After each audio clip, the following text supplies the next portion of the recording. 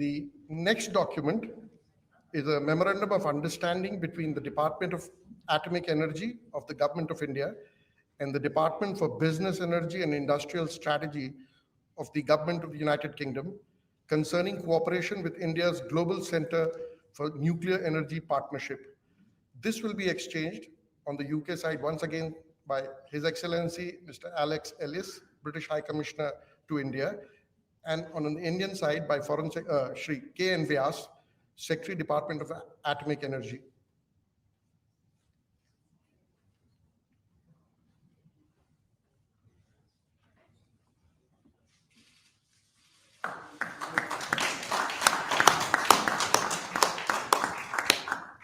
Excellencies, this concludes the exchange of agreements ceremony. I now request the spokesperson of the External Affairs Ministry to conduct the proceedings. Good afternoon, distinguished Prime Ministers, members of both delegations, friends from the media. We will now begin with the press statements. May I now request Shri Narendra Modi, Prime Minister of India, sir, to make his press statement. Your Excellency, Prime Minister Boris Johnson,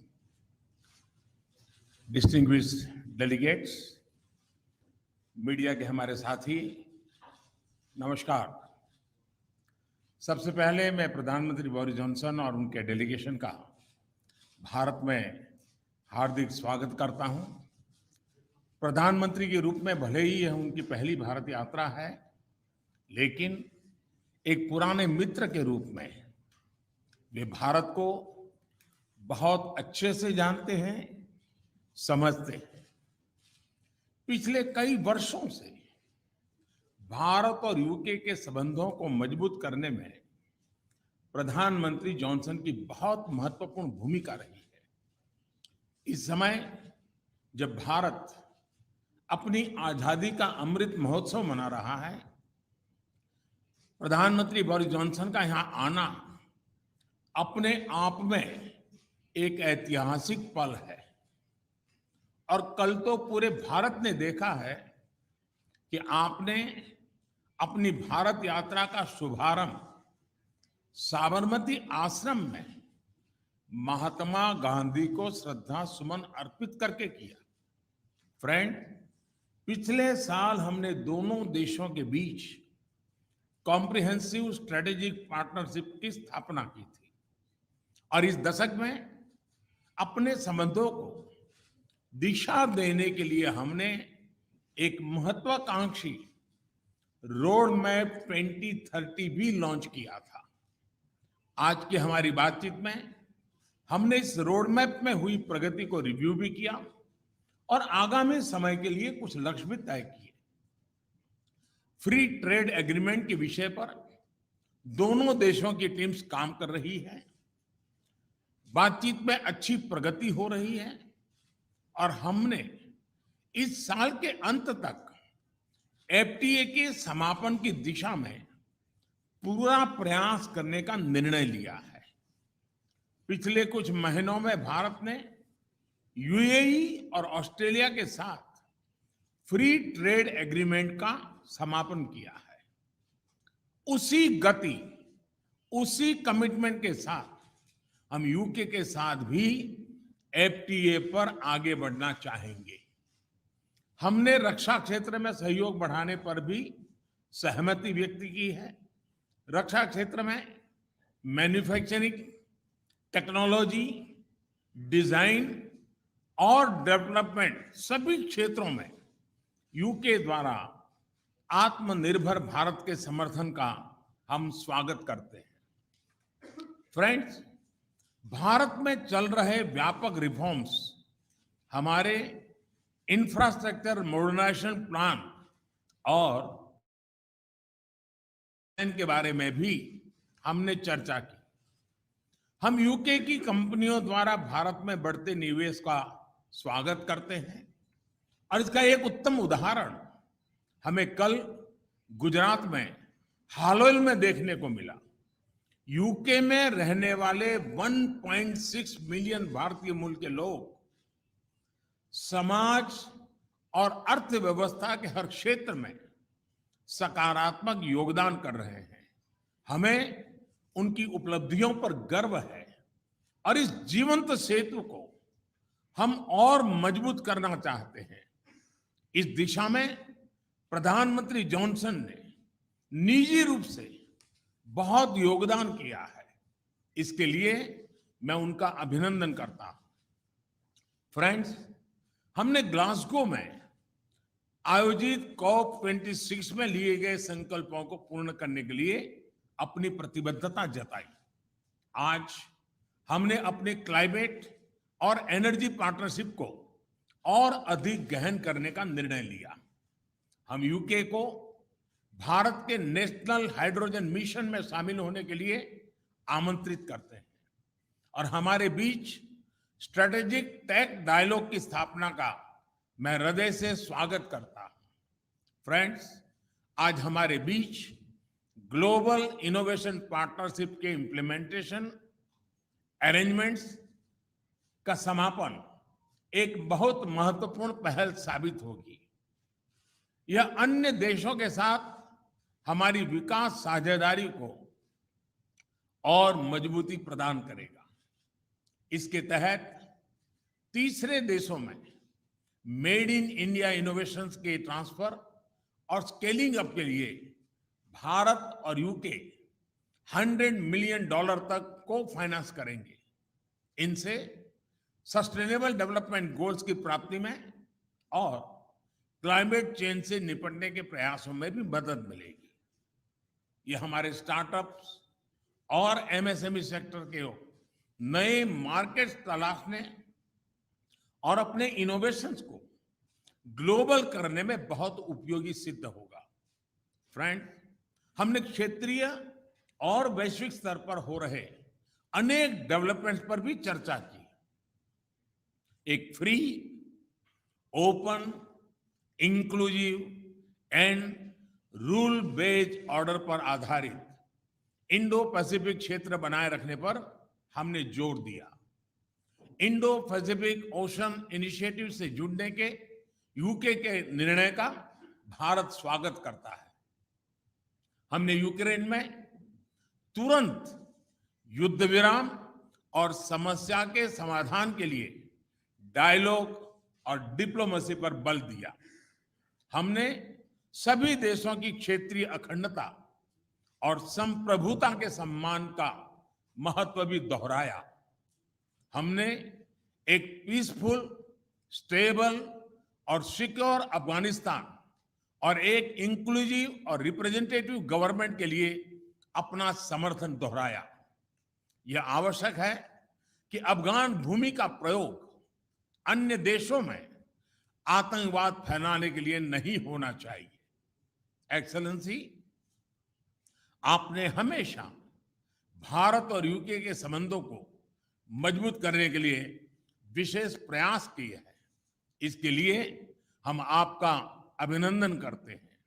एक बार फिर आपका और आपके प्रतिनिधिमंडल का भारत में हार्दिक स्वागत है। बहुत बहुत धन्यवाद। Thank you, sir. May I now request His Excellency Right Honourable Boris Johnson. Thank you Prime very, Minister. very much. Thank you all. My friend, Prime Minister Modi, Narendra, my khas dost, I think is the phrase I want in Hindi. We've had a fantastic 2 days here in India. And yesterday I became the first Conservative Prime Minister to visit Gujarat, which is your birthplace, of course, Narendra, but as you've just said, the ancestral home of about half of all the British Indians, and I had an amazing reception, absolutely amazing. I felt a bit like Sachin Tendulkar, and my face was about as ubiquitous everywhere as Amitabh Bachchan. I was everywhere to be seen, and it was fantastic. Now this morning we've had wonderful talks, and I think that they have strengthened our relationship in every way. It is very important that we, the Khas-Dos, get closer together.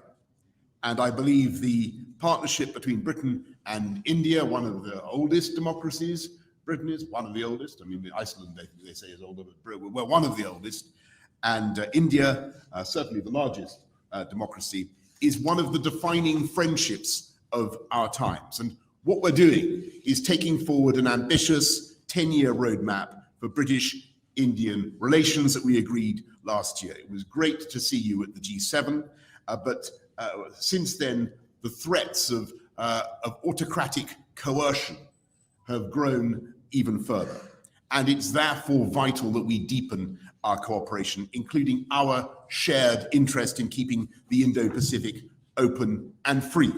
So today, we've agreed a new and expanded defense and security partnership, a decades-long commitment that will not only forge tighter bonds between us, but support your goal, Narendra, of Make in India. The UK is creating an India-specific open general export license, reducing bureaucracy and slashing delivery times for defense procurement. We've agreed to work together to meet new threats across land, sea, air, space, and cyber, including partnering on new fighter jet technology, maritime technologies to detect and respond to threats in the oceans. We're extending our partnership as science superpowers and building on the collaboration between Oxford AstraZeneca, for instance, and the Serum Institute of India, which vaccinated more than 1 billion people against COVID, including, I'm proud to say, me. I have the Indian jab in my arms, and a power of good it did me. So many thanks to India. And that has helped India to become what Narendra has called the pharmacy of the world.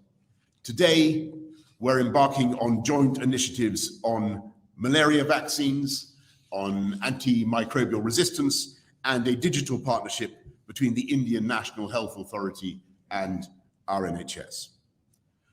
We're also taking big steps together on energy security, helping each other to reduce our dependence on imported hydrocarbons and adopt cheaper, more sustainable, homegrown alternatives. And we have a new offer, a new plan to develop offshore wind from the Celtic Sea to Dhanushkodi. We've got a new UK-India hydrogen science and innovation hub, and we're taking forward the Green Grid solar power initiative that you and I began, Narendra, at COP26 in Glasgow together with 80 other countries. It's an incredible fact that the sun provides enough energy every day to power the world 10,000 times over. You have a lot of solar power here in India. The sun's putting on a fantastic performance today, but we have quite a lot in Britain as well. These partnerships form the superstructure of the living bridge that Narendra describes between our countries. And today, that bridge is humming with goods and services and people and capital, whizzing back and forth, east to west. And sometimes it can be hard to tell whether something is British or Indian or, frankly, Brindian. And on Wednesday, I went to the airport in a Range Rover, Indian-owned but made in Britain. And when I arrived here on Thursday, I visited JCB, British-owned but made in India, exporting 60,000 around the world, by the way, 110 countries. Or take the example of the Norton motorbike, now being revived in Britain by an Indian company. And I'm very pleased that this visit has not only deepened our economic partnership, we've agreed new deals worth £1 billion and created more than 11,000 jobs across the UK in everything from electric buses to the robotic surgery of Smith & Nephew, which I saw yesterday, as well as in artificial intelligence, where India's strengths are remarkable. And perhaps most significantly for the long term, we're making full use of the freedom that we now have to reach a free trade agreement, a deal where you can lift those tariffs, you can, India, Narendra, on our machinery and apples. Actually, you've already done it on apples, so thank you for the apples. And in turn, we can lift the tariffs on your rice and textile. Closed 4 chapters, and today we're announcing new measures to make it easier to export UK-made medical devices to India and ensure mutual recognition of UK higher education qualifications. And as the next round of talks begins here next week, we're telling our negotiators, get it done by Diwali in October. Get it done by Diwali. This could double our trade and investment by the end of the decade, widening that living bridge into a multi-lane motorway pullulating with beautiful jointly made electric vehicles and creating hundreds of thousands of new jobs in both our countries. So, as India celebrates its 75th year of independence, I am filled with optimism about the years ahead and the depth of the friendship between our countries and the security and the prosperity that our partnership can deliver for our people for generations to come. Thank you all very much, and thank you, Prime Minister Modi. Thank you. Thank you. Thank you, Excellency. That concludes the press statements. Please remain seated as the dignitaries leave.